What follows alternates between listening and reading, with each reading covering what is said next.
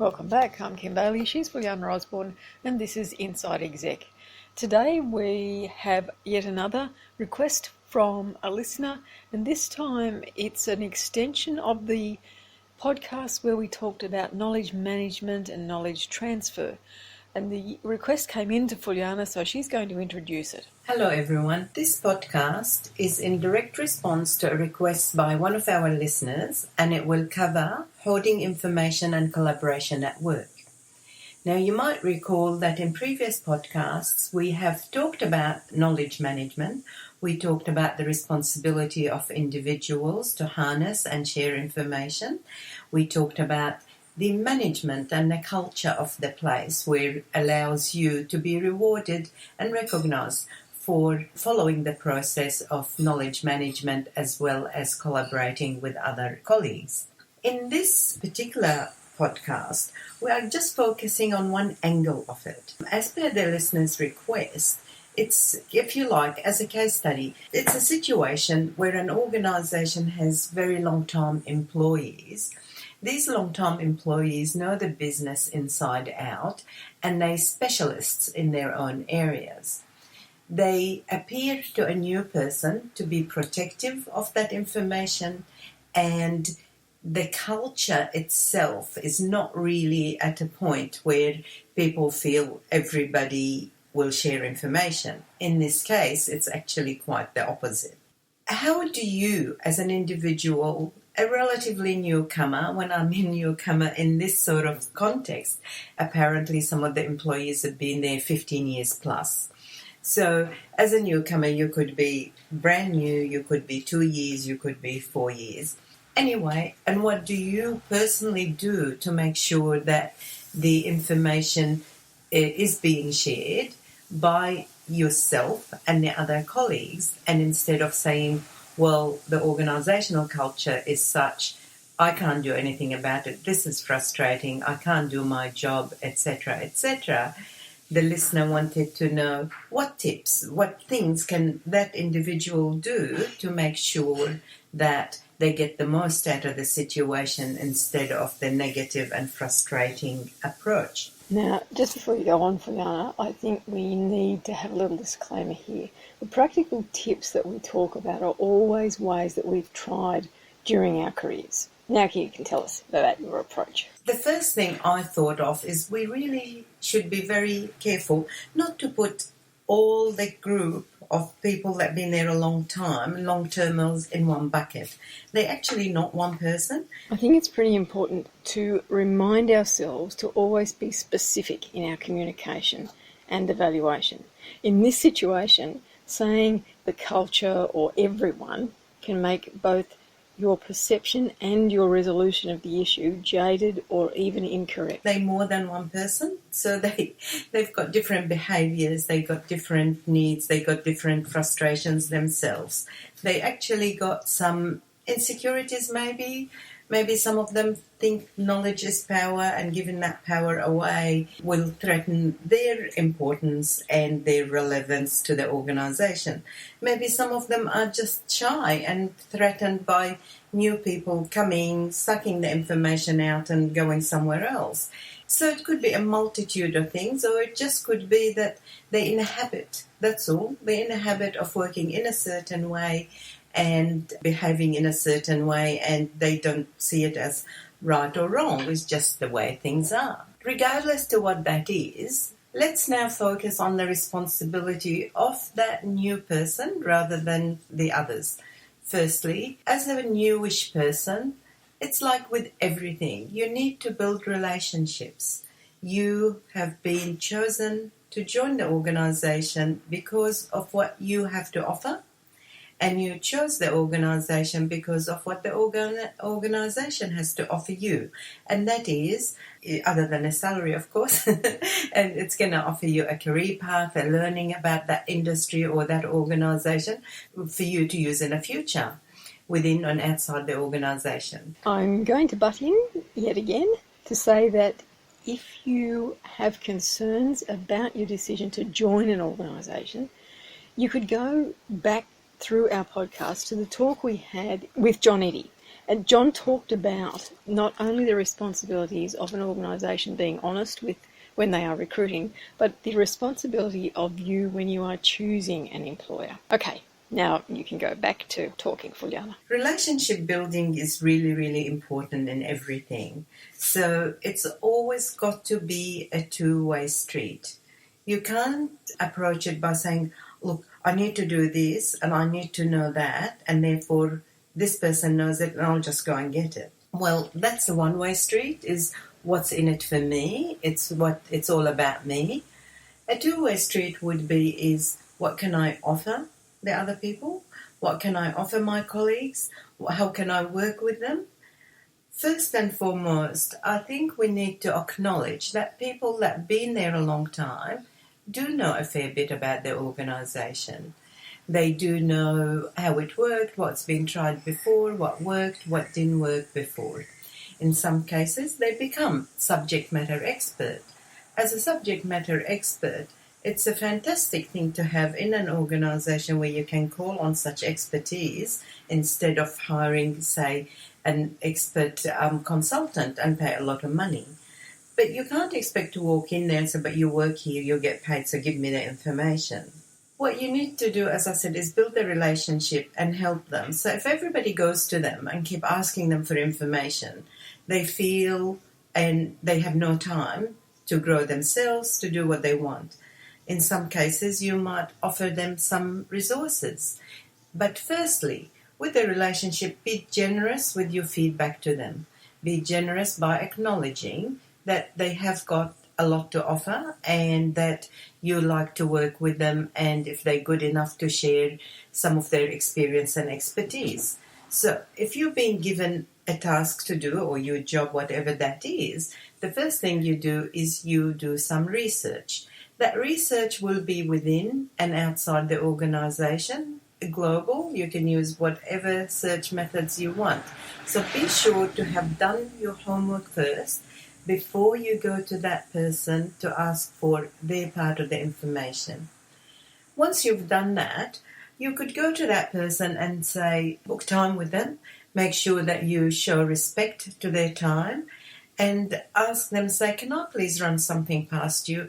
I'm trying to do this. I've done some homework and research, but I need to, from your perspective, as a person who has been working in this area for a long time in this organisation, I want to get your perspective and your advice. Start off by saying that. And in turn, I'm happy to help in any way I can to your team. So talk to them about it instead of saying, can I have the information? One person said, but they're working there, so they get paid. So why do I have to do that? Why can't I say, give me this information? And it's their job to also mentor and train others.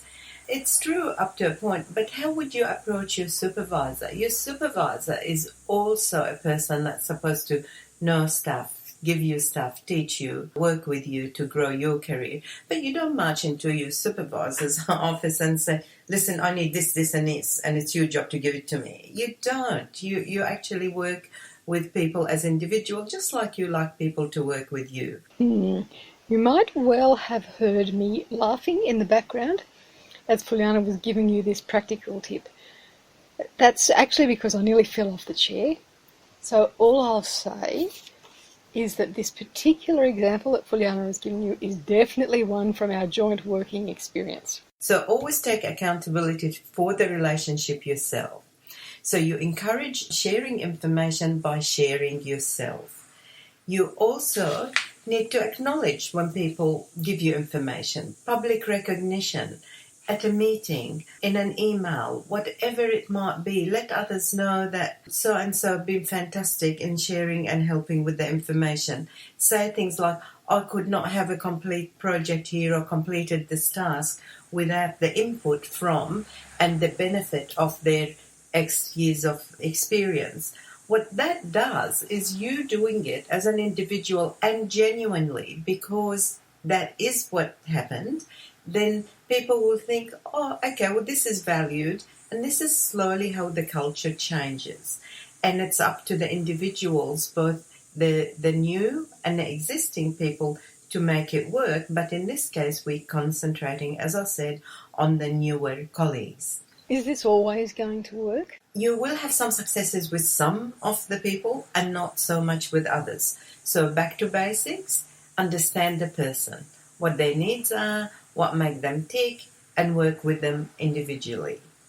You're being generous in your feedback. You're setting expectations about I'm not just here to take.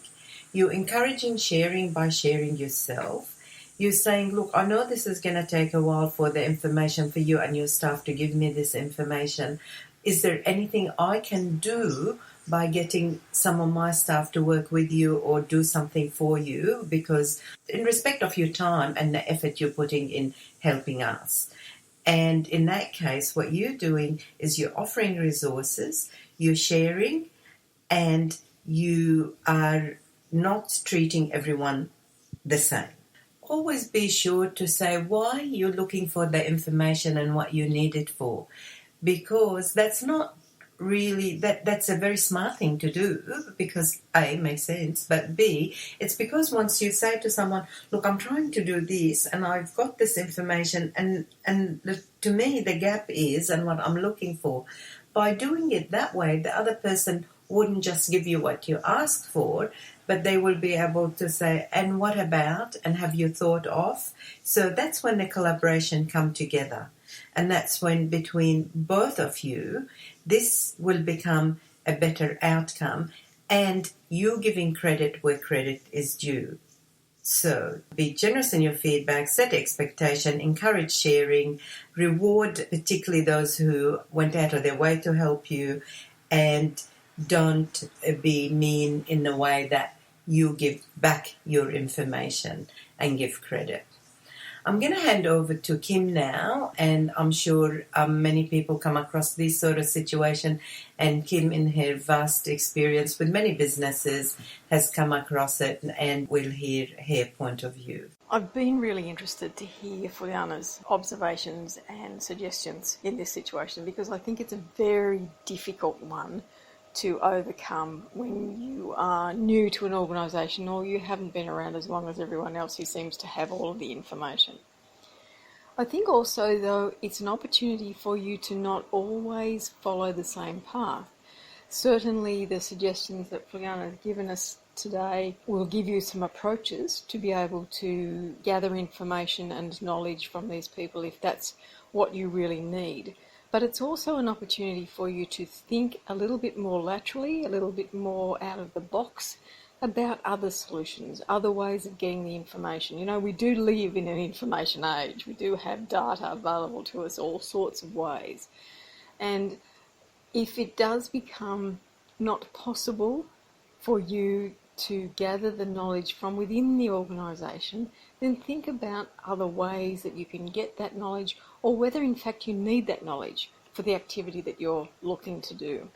As you know, I am very much focused on communication and the words that people use. And this again is an opportunity for us to think about the words that we're using and how people are hearing the request, but also about their communication style. So you don't just go in guns blazing, as Fulyana gave us in her very pertinent example, about going into the supervisor and just saying, I need this information, I want this information. We do need to think about the words that we're using and about how the person that you are requesting the information from communicates. So if they're more of a written communication, an email or an SMS or a written communication person, then think about the best way, the language that they use when they're looking for information, when they're asking for assistance, because they do. I have yet to come across someone in an organisation who doesn't ask somebody else for some assistance, some help at some point. And if you're observant, you'll see and hear how they do it. And if they're expecting a response by doing it that way, then they shouldn't be adverse to you using that similar sort of communication style to get a response from them. The examples that come to mind would be, rather than say, can you give me this information, or I need this information, it would be the softer approach. I'm wondering if you can steer me in the right direction. I'm wondering if there is some way, somewhere in this organisation, that I can get this information.